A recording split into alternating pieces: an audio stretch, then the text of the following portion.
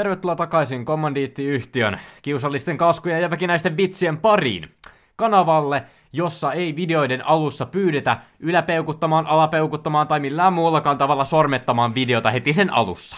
Tänään luetaan kommentteja ja katsotaan videoita, joissa ollaan puhuttu meistä.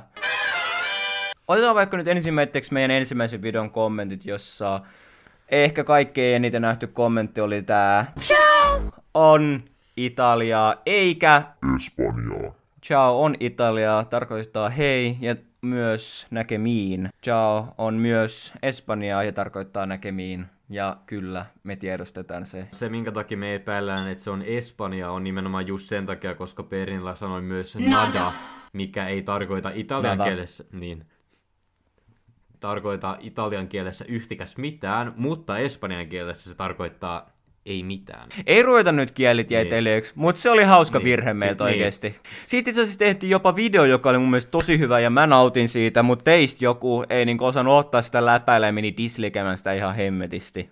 Sitten me ollaan myös saatu sellaisia kommentteja, että tehkää Pikku Pinskusta ja tehkää Arttu Lindemannista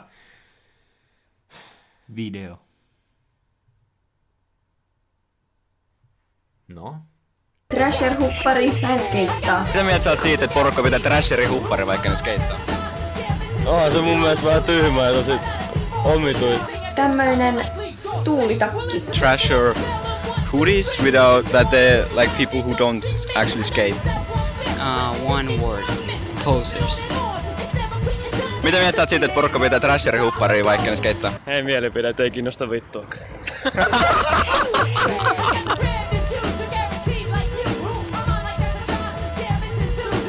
No heitä itse.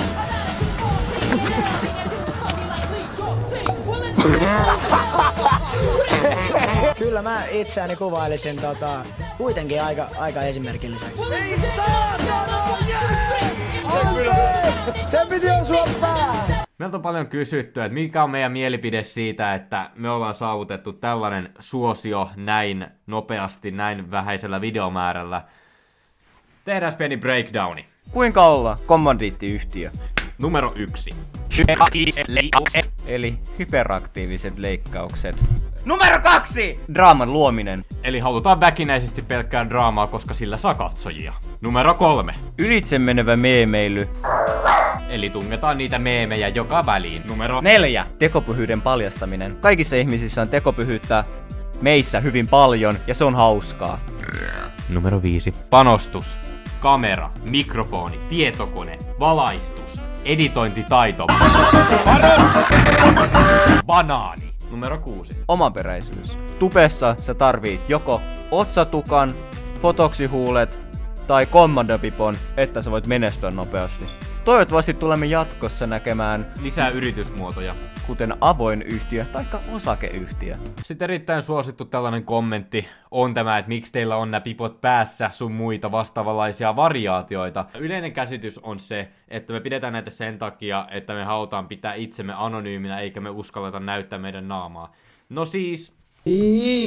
Anonymiteetti on utopia, jossa teet sun käden liikkeillä, sun omalla äänellä videoita. Sut tunnistaa siitä. Mut on tunnistettu, sut on tunnistettu. Mun äiti katsoo näitä videoita.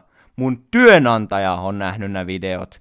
Tämä on meidän brändi. Me tehdään tätä sen takia, että me erotutaan tästä erittäin laimeasta tubeskenestä, mikä tällä hetkellä on pystyssä. Me halutaan näillä kommandopipoilla niinku viestittää sitä, että ei, tämä kanava ei ole mikään haaste My Day First Tag-kanava, vaan tälle oikeasti tulee sellaista settiä, mitä sä et muualla periaatteessa kauheasti näe, ainakaan Suomi-tubessa.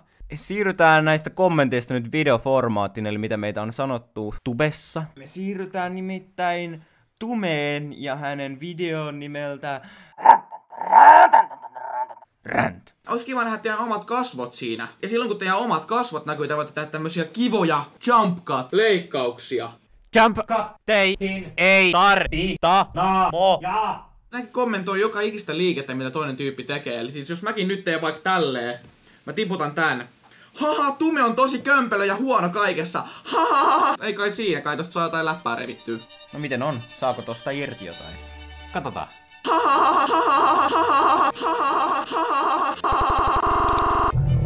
Kai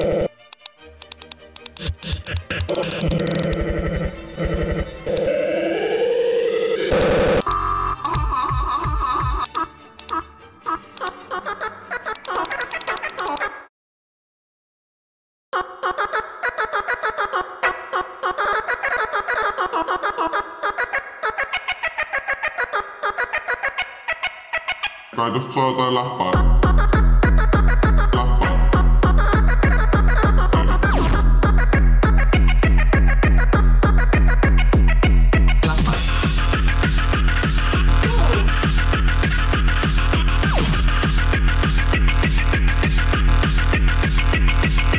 Haluatko tietää kuka on miesten ämmä?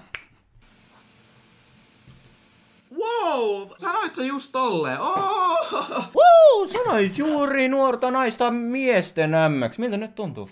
No siis, menkat alkoi ja nyt vähän masentaa, mutta... Mietin, että onko toi välttämättä se, mihin halutaan omaa aikaansa käyttää. Pitäisikö meidänkin esitellä meidän videolla leluja, jotain yhden käden haasteita, jonka otsikko on kondomisuuhun, tai päristellä ympärinsä jollain tasapainolaudalla. Eiks Tume tehnyt töitä Summerille? Joo, mun mielestäkin. Eikö Summerilla se joku kanava? Joo, siinä on Summeri Yle. Tiedätkö sen, kun sä oot somessa, ja sit sä näet, että siellä on joku tilanne meneillään, siellä on tyyli 2 tyyppiä, Tiedätkö sen, kun sä oot somessa, ja sit Tume nimenomaan tietää. Hän meinaa aloitti yhden sellaisen. Ja sä et tiedä mitä lopettaa, ihan sama, sammuta ne valot. Me nähdään joskus, ehkä jossain, en minä tiedä. Jos joku vielä kysyy milloin uutta videota, niin... Aha.